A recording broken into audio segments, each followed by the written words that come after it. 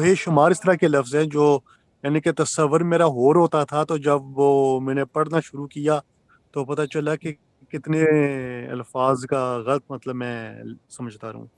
तो तकवा का उन्होंने मुख्तसर बयान किया था, क्योंकि वो भी बाद में कह रहे थे कि मज़ीद तफसील में जाएंगे, लेकिन मेरे पास लिखा हुआ था to close the gaps and holes in your soul to protect your soul from itself. तो ये बिल्कुल वाह, यानी कि ये जो फिशेस की इनकी इब्तदाई गुफ्तगू है वहाँ पे ये पूरी आती है। तो मैं अब समझा आप क्या कह रहे थे। जबरदस्त जबरदस्त। बाकी जो अगला चैप्टर है,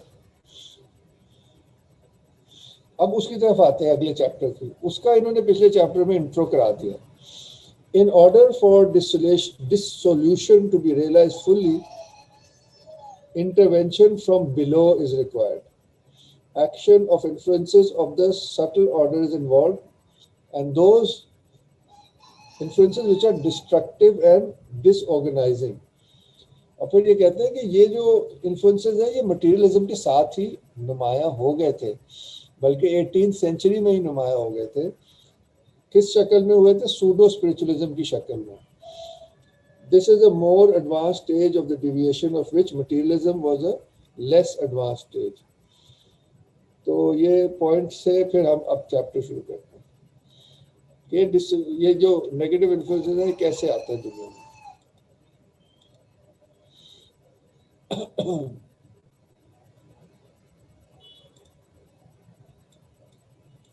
ये कह रहे जी the fissures in the great wall.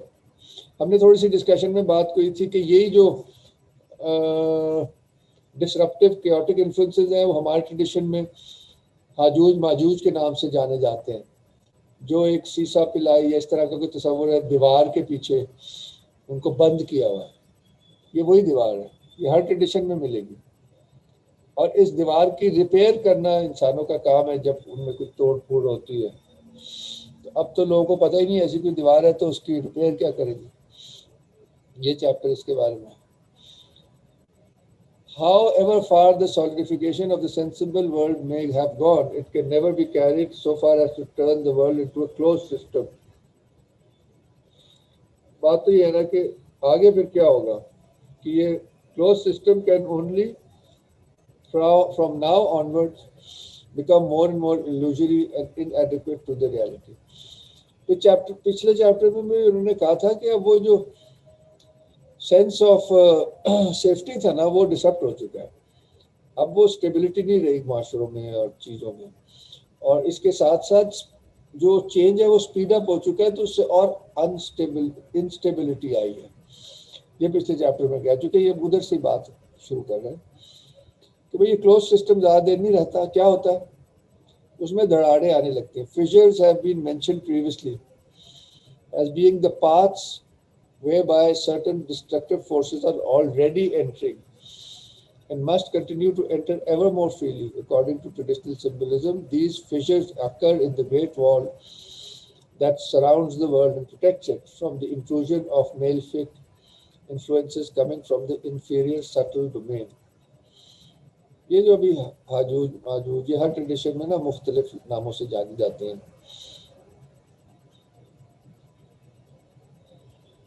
बस ये फिर रिवॉल्व का इधर मेन पॉइंट है। आगे चलते इधर ये पॉइंट है कि a walled space as such is not closed in at the top, यानी कि स्पिरिट से तो असल में इन प्रिंसिपल ओपन है सुपीरियर डोमेन से। और ये नॉर्मल केस में ऐसा होता है। अब हमने क्या किया in the modern period, the shell which with no outlet built by materialism has cut off that communication. लोगों के जहन इतने सख्त हो गए, दिल, जिसे कुरान ने कहा कि जब किसी कौम पर बहुत, किसी एक कौम की बात की कि ये कौम थी उस पर बहुत वक्त गुजर गया और उनके दिल सख्त हो गए। ये वही बात हो रही है। Moreover As already explained, because the descent has not yet come to an end, the shell must necessarily remain intact overhead. That is in the direction of that from which humanity need not be protected. कहने का मकसद ये है कि ऊपर तो हमने छत डाल ली, आसमान से हम कट गए, तो ऊपर से जो मदद आनी थी वो आना हमने खुद ही रोक दी अपने दिलों की सख्ती की वजह से। तो मगर टूट फूट फिर पैरों से शुरू होगी ना, नीचे की जमीन जो है वो गायब होना शुरू हो जाएगी। और यही देखे कह रहे हैं, fissures occur only at the base and therefore in the actual protective wall itself, and the inferior forces that make their way in through them meet with a much reduced resistance, because under such conditions no power of a superior order can intervene in order to oppose them effectively. अब यानी कि दुनिया defenceless है इस तरह की चीज़ों के खिलाफ। अगर आप देखें हम लोग कितने लकी हैं, इस तरह का कोई भी पर्सनल या इंडिविजुअल डोमेन में कोई नेगेटिविटी होती है तो हम फौरन कुरान शरीफ की हमें पता है कौन सी आयत पढ़नी है। ये वही बात हो रही है, आयतुल कुर्सी आपको फौरन प्रोटेक्ट कर देती है, वो चीज़ें नहीं आपको बदर कर सकती। So it is as real as that. But जाहिर है वेस्ट में तो ऐसा कोई तसव्वुर भी नहीं है। In Islamic tradition, these fissures are those by which, at the end of the cycle, the devastating hordes of Gog and Magog will force their way in. यहाँ तक कि हिंदू ट्रेडिशन में नाम भी तकरीबन ऐसा है, कोका विकोका, राइमिंग नेम। ये बात होगी। वैसे तो हमेशा ही, जैसे आपको पता है, हम बचपन से सुनते हैं कि वो चाट रहे दीवार को, वो अपने काम में नहीं रुकते। अच्छा, they are described as giant as dwarves.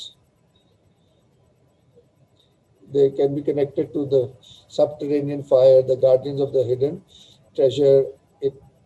And ये इनका जो है ना exceedingly malefic aspect है। ये बात होगी। In truth, if truth be told, the attempts of these entities to insinuate themselves into the corporeal and human world are no new thing, for they go back at least to somewhere near the beginning of the Kali Yuga. मगर ये नहीं, काफ़ी ये भी पुरानी काली युग बड़े अरसे से शुरू हुआ है। ये मतलब बहुत खूबसूरत मिथ है चाइनीज, आप चाहें तो पढ़ लीजिएगा।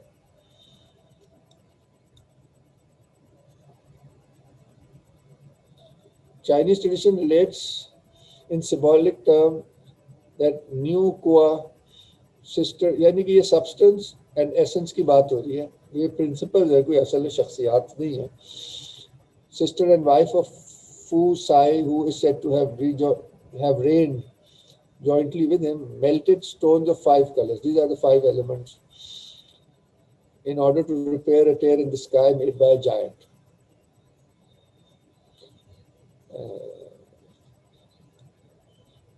Here an example दिए। 5 colors are white, black, blue, red, and yellow, corresponding to the 5 elements, as well as to the 4 cardinal points and the center. Anyway, तो ये मतलब इस टाइम में ये फिशर्स की बात है, इसलिए इनके खिलाफ इनके constant vigilance against them is needed. और ये जो मुख्तलिफ रूहानी सेंटर्स हैं उनका काम था। Later on, there came a period when, as a consequence of this extreme solidification of the world, the same fissures were much less to be feared, at least temporarily. क्योंकि इतना सख्त हो गया था इंसान, ना नेगेटिव उसके ऊपर आ सकता था ना positive. This period corresponds to the first part of modern times, the part that can be defined as being characteristically mechanistic and materialistic, in which the closed system alluded to was most nearly realized. Nowadays, that is to say, in the period which can be called the second part of modern times, and which has already begun, in 1950s में समझो लिख रहे हैं 1940s में, conditions are certainly very different. Not only fissures occur more and more extensively and be much more serious in character, because a greater proportion of the descending course of manifestation has been accomplished, but also the possibilities of repairing them are not the same as they used to be. The action of spiritual centers has indeed become ever more enclosed, because the superior influences that they normally transmit to our world can no longer be manifested externally, since they are held back by the shell alluded to above. And when the whole of the human cosmic order is in such a condition, where could the means of defense possibly be found, such as might be effective in any way against the hordes of Gog and Magog? इसमें मुझे ये भी current जो crisis है उसमें भी मुझे कुछ ऐसा नजर आता है कि खाना काबा पे इबादत का रुक जाना और हज का ना होना, इसका मतलब है पॉजिटिव इन्फ्लुएंसेस जाहिर है रुक गए, उनका वो एक्शन इतना कम हुआ ना, so that is also not good.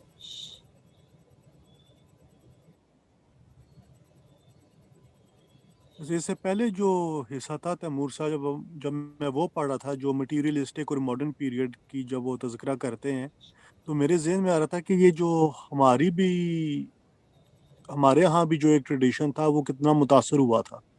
कि आप इंडो पाक में देखें, उसके बाद यानी कि ऑटोमन एरियाज में भी देखें, उस वक़्त एक मॉडर्नाइजिंग ट्रेंड जो थी उलमा के अंदर, वो जिन को बिल्कुल एक और ताबीर दे रहे थे. यानी कि वो एक साइंसी ताबीर देना चाह रहे थे कि जिन कोई ऐसी मखलूक नहीं है, बल्कि वो तो ये है जो जदीद साइंस ने दरियाफ्त किया, ये असल में जिन यही हैं.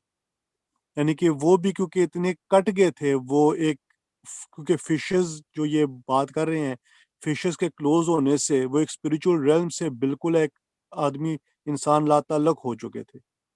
तो उसकी वजह से फिर वो तस्वर ही, यानी कि जो जिन्नात का था, इस तरह की जो मखलूकों का था, उसको वो एक नई डेफिनेशन देने की कोशिश कर रहे थे.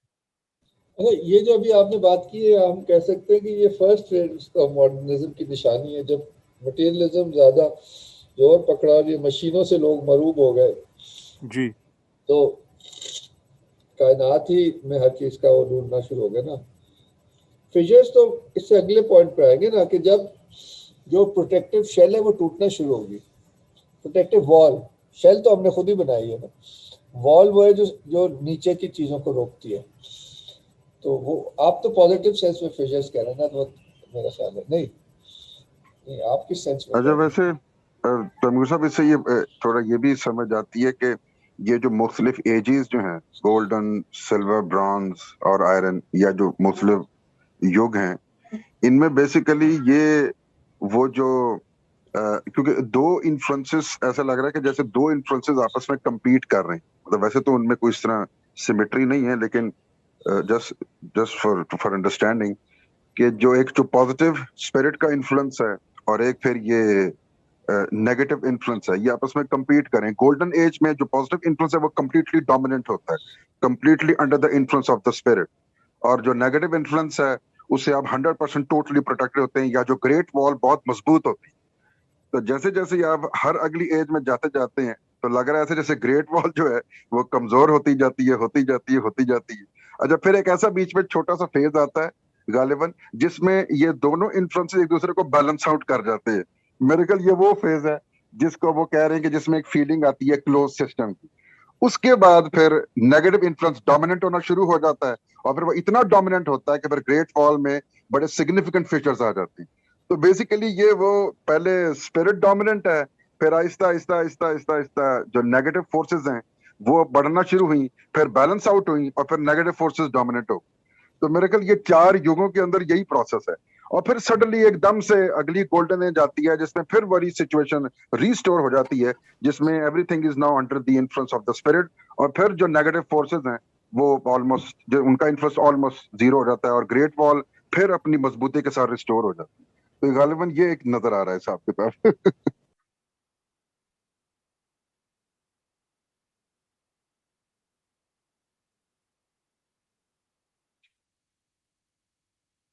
आप म्यूट पे हैं तैमूर साहब. अभी बिलाल साहब आपकी बात से ना ये मैं पॉइंट पहले स्किप करने लगा था, मगर ये पॉइंट बिल्कुल ये उसी की तरफ इशारा कर रहा है कि a majority of spiritualists and even traditionalists are in fact quite as materialistic as other people, क्योंकि वो जो माहौल है ना उसका असर सब पे है. So the situation is even more irremediable by the fact that those who most sincerely want to combat the modern spirit are almost all unwittingly affected by it. यहाँ तक कि हम देखते हैं कि उलमा तक जिनको सबसे ज़्यादा डिसर्नमेंट होनी चाहिए थी, वो भी किसी न किसी हवाले से असर लेते हैं. And all their efforts are therefore condemned to remain without any appreciable result.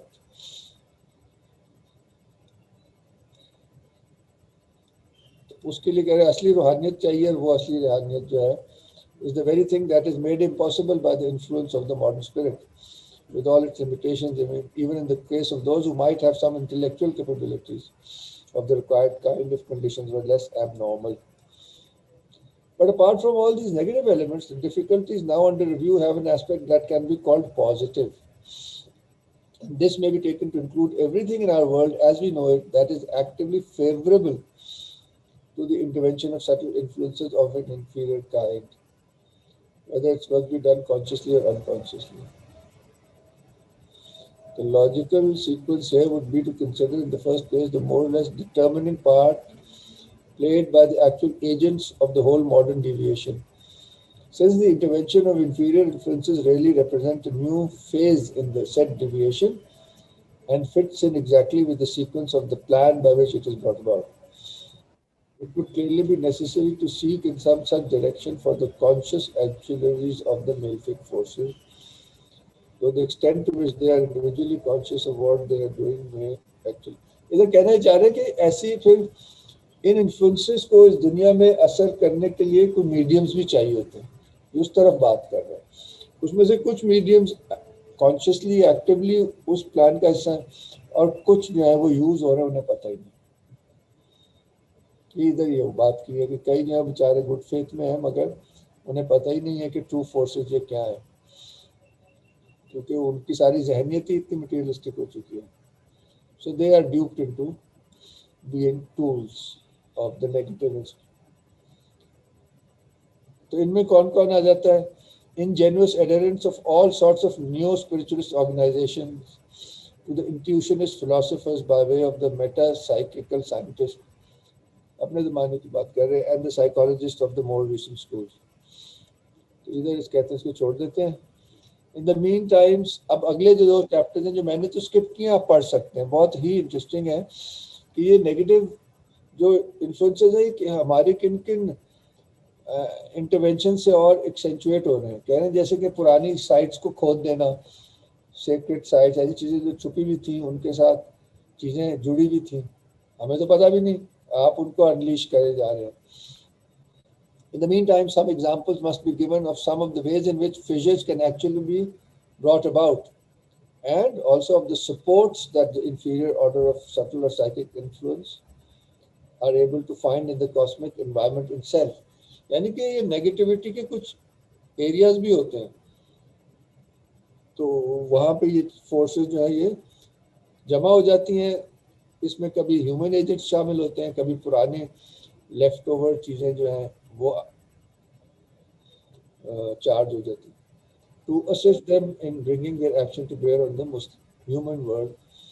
And अब ये आगे ये सारा कुछ अपना आगे असल में एक्सप्लेन करेंगे.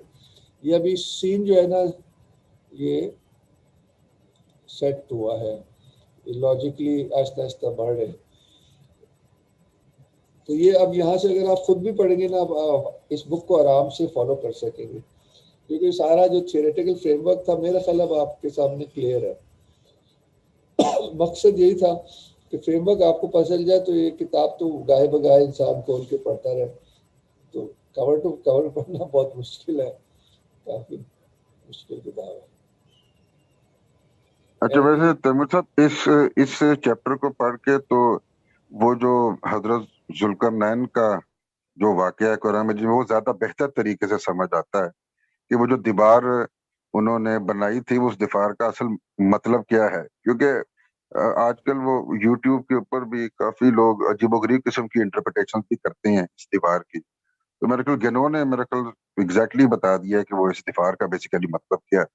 वो बेसिकली उनके इन्फ्लुएंसेस को, ये जो इंफ्रा कॉर्पोरियल एंटिटीज के इन्फ्लुएंस को, मेरे ख्याल वो फिशर्स जो थे ग्रेट वॉल में, उनको बेसिकली उन्होंने एलिमिनेट गालिबन किया था, क्योंकि उन्हीं के थ्रू तो वो एंटर होते थे ना इस डोमेन के अंदर, फिर लोगों को तंग करते थे, याजूज और बाजूज.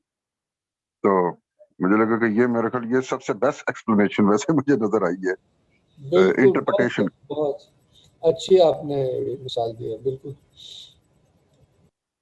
लेकिन सर उसके वजह से अगर उस रेफरेंस से हमें जोड़ना है उसको करने वाले पार्ट से, तो उसके तो पर्टिकुलरली आयरन या लोहे का मेंशन है कि वो इस्तेमाल किया था कि वो वॉल बनाई, तो वो फिर क्या सिंबलाइज करेगा अगर हमने इसको रेफरेंस जोड़ना है? ये तो अब इसकी डिटेल में जाना चाहिए वैसे, लेकिन ये एक ओवरऑल एक मेरे हिसाब से तो ओवरऑल जो फ्रेमवर्क है वो तो गिनो ने सेट कर दिया है मेरे मुताबिक। अब उसकी डिटेल्स में यकीनन रिसर्च करनी चाहिए कि ये जो वाकया है क्या असल कहते हैं, में इसी वो, फ्रेमवर्क में रहते हुए इसको कैसे हाँ, समझना है। नहीं वो एसन ने असल में जो बात की है उसका एक लड़ी मिलती है ना, पीछे हम द सिग्निफिकेंस ऑफ मेटलर्जी कर चुके हैं, तो वहाँ पे मेटल्स के साथ जो है ना एक ये भी इसमें का ये प्रोटेक्टिव उसी की शायद क्वालिटी हो ना, क्योंकि it is something which is akin to the subterranean, that could be the reason. उसमें वैसे मेटल, उसमें आयरन का जिक्र है, मुझे तो भूल गया। उसको अगर आप उर्दू में टर्न करें तो लोहा बनता है, इंग्लिश में तो आयरन बन जाएगा वो। अब वो मैं तो वैसे लिटरली सोच रहा था पहले जब भी मैं पढ़ा, लेकिन सिर्फ अब कनेक्ट किया फिराज भाई ने, तो फिर आयरन भी सिंबॉलिकली किसी चीज को रिप्रेजेंट कर रहा होगा। मेरे ख्याल है वो वर्ड सही तरह देखना भी चाहिए कि अरबिक में है क्या, एलॉय है कि क्या है ये तो है। इंटरेस्टिंग है, जाहिर है ये भी उसमें भी जरूर देखिए ना। अभी जो हमने चाइनीज मिथ को देखा है, उसमें they use the 5 elements which go to construct the cosmos, तो उसकी जो सॉलिडिटी है या उसकी जो बनावट है उसमें कुछ तोड़ फोड़ हुई थी, तो उसी के एलिमेंट से उसको ठीक किया ना उस केस में। सही सही। यहाँ लगता है प्रोटेक्टिव एस्पेक्ट सामने आ रहा है मेटल का। अल्लाह सही। अलम, अच्छा सवाल है।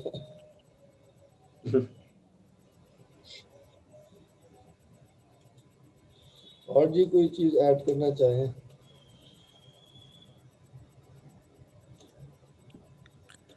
वैसे एक थोड़ा रैंडम ही एक नुक्ता है, लेकिन ये जिस तरह अब लोगों के एक स्टेट ऑफ कंफ्यूजन है कि जब कोई चीज़ होती है और उसको वो एक्सप्लेन नहीं कर सकते, तो लोगों का डिफ़ॉल्ट क्या होता है। यानी कि कोई कई एक जगह रुख करेंगे, कोई एक जगह रुख करेंगे उसकी हल के लिए। तो मुझे याद है कुछ साल पहले ना वो एक कैथलिक चर्च का रसाला आता है, तो उसमें खबर आई थी कि जो ये एक्सेसिज्म होती है ना, ये इनका रिवाज बिल्कुल ख़त्म हो गया था। तो साउथ अमेरिका में और कुछ और मुल्कों में थे ट्रेंड एक्सेसिस्ट्स जो वेटिकन में जिनकी ट्रेनिंग होती थी, लेकिन कहते हैं कि अब यूरोप में भी और मुल्कों में भी इतनी डिमांड बढ़ गई थी कि लोग अब कम पड़ गए थे। तो वो अब ज़्यादा से ज़्यादा यानी कि लोगों को ट्रेन कर रहे थे, और ज़्यादातर अब वो उस तरफ उन लोगों प्रीस्ट का रुझान था जो सबसे ज़्यादा ज़हीन और काबिल थे।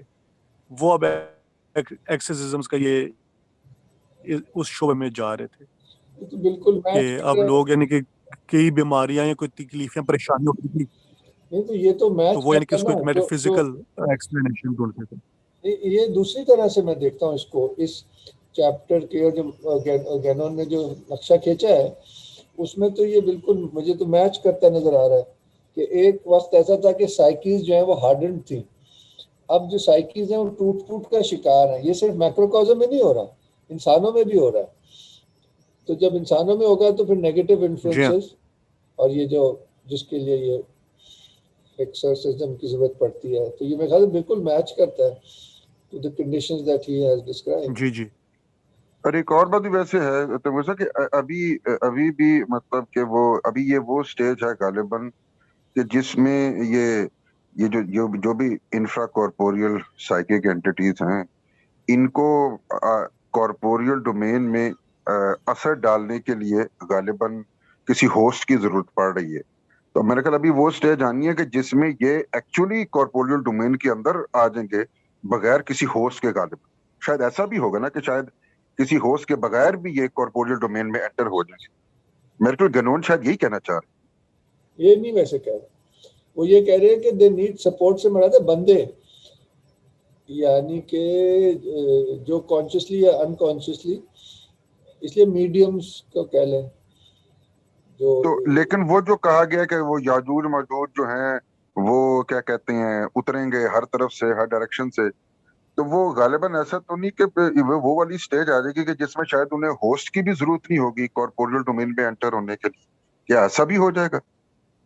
मेरा तो ख्याल है सटली फोर्सेज हैं, सटल रेल में लोगों को अटैक करेंगे, इसलिए हजूर पाक ने इनसे बहुत जबरदस्त किस्म की वो प्रोटेक्शन दुआ करते थे। तो ये काफी सीरियस मतलब कि किस्म वो का, कॉर्पोरियल जबकि फॉर्म कोई फिजिकल देखें, यदि कोई फिजिकल डेंजर हो तो वो तो सामने नजर आता है ना, वो जी जी इतना खतरनाक नहीं होता, जो नजर ना आए वो ज्यादा। नहीं, वो एक कुछ लोग ये भी कहते हैं ना कि एक्चुअली कॉर्पोरियल फॉर्म जो है अपना के भी आ जाएंगे कॉर्पोरियल डोमेन में, कि वो कॉर्पोरियल और इंफ्रा कॉर्पोरियल में फर्क इस हद तक कम हो जाएगा, ना होने के बराबर हो जाएगा कि शायद उन्हें मतलब कि वो होस्ट की भी जरूरत नहीं पड़ेगी, पर पता नहीं, आई डोंट नो। हाँ ये बिल्कुल, ये मैं नहीं कुछ कह सकता। कुछ कुछ रवायतों में भी ये इस तरह का जिक्र किया गया, इस तरफ इशारा किया गया रवायतों में।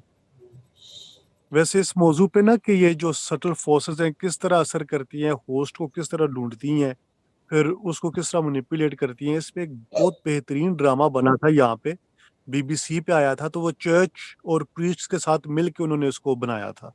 हाँ, अब तो काफ़ी साल हो गए हैं उससे, लेकिन जो लोग उस तरह मज़हब में इंटरेस्टेड नहीं भी हैं, तो उस ड्रामे की वजह से लोगों का मज़हब के अंदर एक दिलचस्पी दोबाला हो गई थी। सही है। नहीं है, हमें मीडिया में और अपने इर्द गिर्द अब तो वैसे बहुत, अगर थोड़ा सा भी गौर करें तो हालात का जो है ना, मगर ये कि ये जो इन्होंने थीसिस दिया ना, इससे हालात समझ बेहतर आते हैं। ऑब्जर्व तो हम करते हैं मगर हम उसके पॉइंट्स को जोड़ नहीं पाते कई दफा। जी हाँ। ऐसे मेरी अनफॉर्चुनेटली। नजर में तो मेरी नजर में तो इससे बेहतरीन एक्सप्लेनेशन शायद ही किसी ने दी हो मॉडर्न टाइम्स की, मैं तो यही कहूंगा। सोचिए, ये तो हर दफा पढ़ता हूँ तो कुछ और ही लगता है, अब समझ आई है, पहले तो समझ ही नहीं आई थी। तो बहुत जबरदस्त बुक है। और अनफॉर्चुनेटली चारों तरफ हमें गाय बगाए लोग भी ऐसे दिख रहे हैं ना, जो कि अफेक्टेड हैं। साइकिस भी टूट फूट का शिकार है, ईस्ट वेस्ट दोनों में। सर वल्लाह वैसे जो तो बिलाल भाई ने साइकिस, बात की उससे कनेक्शन, मुझे एक बात का ख्याल है कि इस तरह वो बात कर रहे थे कॉर्पोरेट में इस तरह की चीजों का। तो एक बड़ा फेमस कॉमिक बुक राइटर है, एलन एलन मोर मेरे ख्याल से नाम है उसका। और वो बंदा तो मतलब he claims to be a magician and he used to be in practices the वो। तो इसकी एक मैंने इंटरव्यू सुना था, तो उसमें वो ही गोज एट लेंथ कि मतलब वो करते किस तरह जो मॉडर्न मैजिशियन है। इन टॉक्स अबाउट दिस के आपको एट सम पॉइंट जो होता है आपको एक डाइटी को, मतलब एक डाइटी को अपना वो बनाना पड़ता है, कमांडर बनाना पड़ता है या टीचर बनाना है, ऐसे कोई चीज बनाना पड़ता है, और फिर उससे आपका एक वो ऑर्डर निकलता है जिससे आपको वो चीजें आती हैं। तो वो इंटरेस्टिंग है, इस तरह वो मेंशन करे कि एग्जorcism वगैरह हो रहे हैं, इस तरह चीजें के रिलेशन। तो वो पहले आप क्या कहते हैं चर्च की तरफ टर्न कर रहे हैं, मस्जिद की तरफ टर्न कर रहे हैं। तो इट सीम्स कि अब इस तरह के अगेन जो मॉडर्न डे जिप्सी कल्चर भी निकल रहा है, मैजिशियन निकल रहे हैं, तो वो इस तरफ टर्न कर रहे हैं। और वो इंटरेस्टिंग है कि डाइटी का स्पेशली पर्टिकुलरली मेंशन है, क्या कहते हैं सटल फोर्सेस, आप शायद मेंशन बात कर रहे हैं कि उनको आने की जरूरत ही नहीं है, उनको वो शायद उनकी ज्यादा एडवांटेज ही है इसमें कि वो सटल रन में ही रहे। तो ये शायद उस बात से कनेक्ट करती है। ये वैसे ना, इसमें आगे जाके इन्होंने मजीद एक्सप्लेन भी किया है। हो सकता है जब हम आखिरी क्लास में, ख्याल से नेक्स्ट वीक है इसकी, हो सकता है उसमें। और आप अब इसको जब पढ़ेंगे तो काफ़ी सवालों के ना जवाब भी मिलेंगे, वो मुझे क्योंकि याद नहीं है। और फिर अगर इस टॉपिक को भी मेरा ख्याल है वो बड़ी अच्छी तरह करते हैं, क्योंकि आदि next half of the book is about this. तो वो काफ़ी उन्होंने खोल के उसको बताया हुआ है। तो वो आप, मैं समझता हूँ खुद ही पढ़ना चाहिए आप लोगों जी सर, को। जरूर और इंशाल्लाह। सर कोशिश ये लास्ट, कि नेक्स्ट क्लास में मैं आप लोगों के साथ ही होऊंगा, एक दो चैप्टर पीछे नहीं होऊंगा। बिल्कुल बड़ा। और दूसरा ये, आपने जी बात की ना कॉमिक्स की, तो ये पॉइंट काफ़ी अच्छे से वैसे मैं कहना चाह रहा था, मैं सोच रहा था कि किसी ना किसी पॉइंट पे खुद ही उभरेगा। बल्कि हमने बच्चों की बुक्स के बारे से बात भी की थी, मगर ये कॉमिक्स में और फिर उन पे बेस्ड जो फिल्में बन रही हैं सुपर हीरोज की, उसमें तो इतना क्लियर है कि ये क्या इन्फ्लुएंसेस काम कर रहे हैं, क्योंकि जो आर्टिस्ट होते हैं ना उनकी इमेजिनेशन बहुत तेज होती है। अब उनके हालात तो ऐसे रहे नहीं है कि उनमें वो स्पिरिचुअल पावर हो, तो they can easily come under the influence of this, and those influences are already reflecting in film, in fiction. मैं समझता हूँ Harry Potter is part of that and all these. इस नज़र से आप कभी ये फिल्में देखें तो आप थोड़ा डर ही जाएंगे। ये तो हमें वो उस वो साइड छोट की उसको फिल्मा रहे हैं, तो वो दिखा रहे हैं हमें नेगेटिव साइड। जी सर, छोट ये बात तो जब से, बल्कि मैंने सारी जब से इंसेप्शन देखी तो मैं जब से कहा था कि इंसेप्शन वो पूरी मूवी में ही डिस्कस कर रहे होते हैं कि किस तरह एक चीज जो है आइडिया इम्प्लांट कर देती है कि दिमाग में, वो खुद ही ग्रो आउट करता है, आपको लगता है कि ये मेरा ही आइडिया है। तो वो मूवी ने बड़ा, जब से मैं वो देखी मैं यही सोचता गया कि जब फिल्म में आर्ट वर्क जितना भी है, सॉन्ग म्यूजिक वगैरह, वो भी यही कर रहे होते हैं कि दे इम्प्लांट, लाइक वो भी इंसेप्शन कर रहे होते हैं।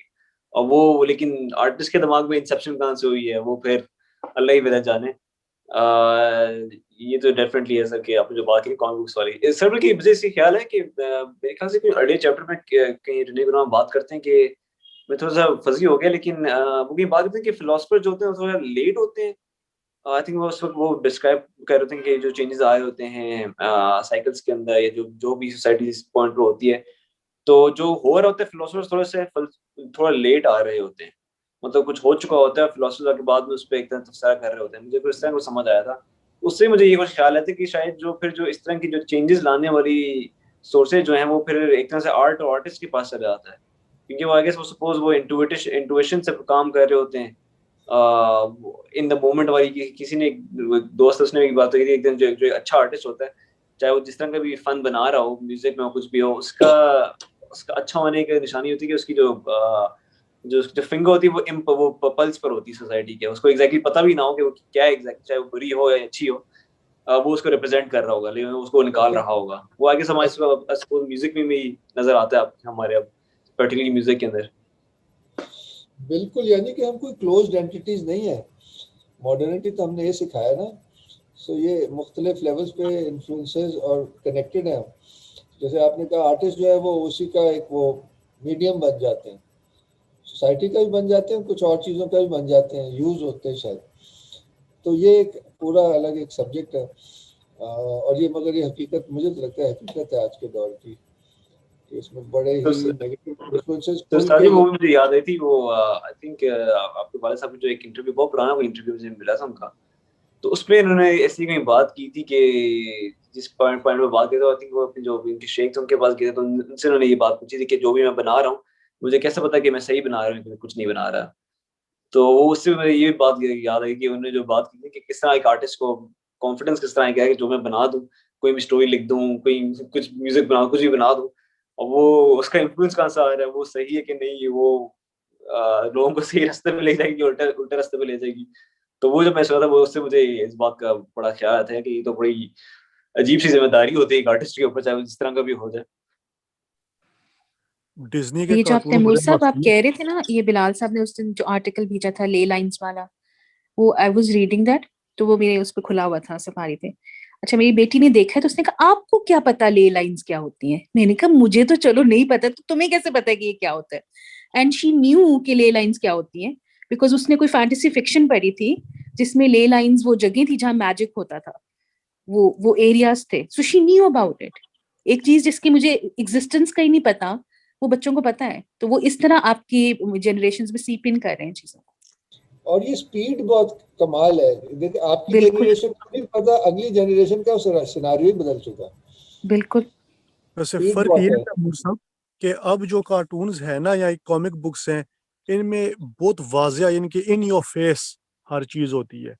लेकिन जो पहले यानी कि 40s 50s के जो कार्टून्स थे डिज्नी के, आप देख लें, उसमें बहुत ज्यादा अकल्ट सिंबलिज्म, लेकिन बहुत सटल लेवल पे। अब तो यानी कि कोई चीज छुपाते नहीं, ना किस तरह की झिझक नहीं है, बिल्कुल सामने ब्रेजनली वो टाइटल में भी होता है। लेकिन उस वक्त जो आउटवर्ड रिप्रेजेंटेशन थी बहुत इनोसेंट और प्लेफुल थी, लेकिन उसकी जो हिडन रिप्रेजेंटेशन थी वो बहुत ज्यादा अकल्टिश होती थी। सही कह रहे हैं। अब तो नामों में, फिल्मों के नामों में बड़े नेगेटिव किस्म की। जी हाँ, लेकिन उसमें ना क्या कहते हैं चाहे वो अकल्ट पॉजिटिव साइड की हो या नेगेटिव साइड की हो, लेकिन पहले वक्त में ना उसमें फिर भी क्या कहते हैं, आप एक उसको स्किल कह लें, डेप्थ कह लें, एक हुस्न कह लें, ज्यादा था। अब हर चीज बहुत कॉस हो गई है। यानी कि जिस तरह आप फिल्मों भी आप अगर देखें, जो एक जिनसी तल्लुकात है जिस तरह रिप्रेजेंट करते हैं, उसमें वो हुस्न नहीं रहता। पहले यानी कि वो इशारों से रिप्रेजेंट करते थे, लेकिन उसकी जो एक इम्प्रेशन थी वो ज्यादा होती थी। वो ज्यादा उसके अंदर जज्बात होता था, बेशक वो कुछ दिखा नहीं रहे, सिर्फ उसका बिलाल इशारा कर रहे। बिलाल सर, ये उसी यही वजह है कि वो क्वालिटेटिव एस्पेक्ट खत्म होता जा रहा है ना जी बेसिकली। हाँ बिल्कुल, जी हाँ यही ये बिल्कुल। जी, ये वो डोमिनेंस ऑफ क्वांटिटी का ही बेसिकली ये सारे असरात हैं। ये वही बात है। जी ये हाँ, उस दिन जैसे मिसाल के तौर पर ये शायरी के अंदर भी देख लें, ये परफॉर्मिंग आर्ट्स में देख लें, पेंटिंग में देख लें, डांसिंग में देख लें, या आपको ये गानों में देख लें, तो आपको यही चीज मिलेगी बेसिकली। जो क्वालिटेटिव एस्पेक्ट है वो खत्म होता जा रहा है, और जो क्वांटिटेटिव है वो बढ़ता जा रहा है। हर चीज जो है उसको जी हाँ, क्वांटिफाई करना है। तो जब वो क्वांटिटेटिव क्वालिटेटिव एस्पेक्ट जब खत्म होता जाएगा, तो नजाकत और सटल्टी जो है वो साथ साथ ही कम होती जाएगी ना बेसिकली। नजाकत और सटल्टी का तो डायरेक्ट ताल्लुक क्वालिटी के साथ।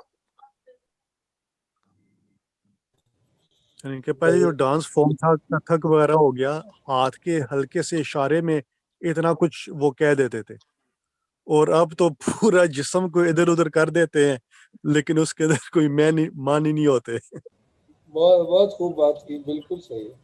इस तरह से बिलाल भाई वो मुझे याद आ गया, ये मैंने रिसेंटली हमजा यूसुफ छोटी सी क्लिप थी, वो भी इसी बारे में कुछ बात लिखा है। वो उसका पॉइंट था कि वो जिस तरह कोर्टिसोल डिवाइड हुई हुई है, क्या कहते हैं, मैस्कुलिन और फेमिनिन के अंदर, चैस्टिटी का जिस तरह वो एक्सप्लेन करते हैं किस तरह मर्दों को सीखनी पड़ती चैस्टिटी, इस तरह की चीजें खवातीन से। तो उसमें वो मेंशन करते हैं आखिर आखिर में एक कोर्ट जामी का, सॉरी, एक पोम का एक उनका वर्स है, जिसका जो कुछ ऐसा है कि ओ व्हाई डू यू हाइड और रोजी चीक्ड वन, मतलब किसी खातून की बात कर रहे हैं वो। तो आगे से वो आता है कि she giggles and replies in the way I am seen without it I am hidden. तो वो जो हम सारा पढ़ रहे थे, मुझे इससे ये कोट में इससे समझ आ गई, जो अभी आपने बात की शायद इससे कुछ मिलती जुलती है, कि वो उसकी हुस्न की एक तरह से जिस तरह, बल्कि वो इब्न अरबी की जो हम जब क्लास, सॉरी, तो उज़ैर साहब ने जो मेंशन किया था इब्न अरबी, किस तरह वो मेंशन करते हैं कि जो मटीरियल है में एक तरह से वो उसके अंदर इंटेंसिटी ज्यादा है कि आप खुदा से जोड़ने की, लेकिन उस तरह बरक्स उसके उस खुदा से काटने की भी इंटेंसिटी ज्यादा है।